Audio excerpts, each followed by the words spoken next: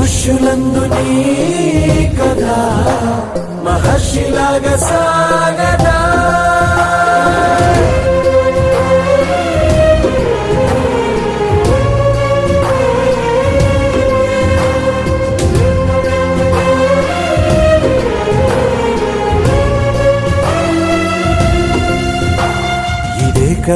ఇదే కదా నీ కదా ముగింపు లేనిదై సదా సాగదా.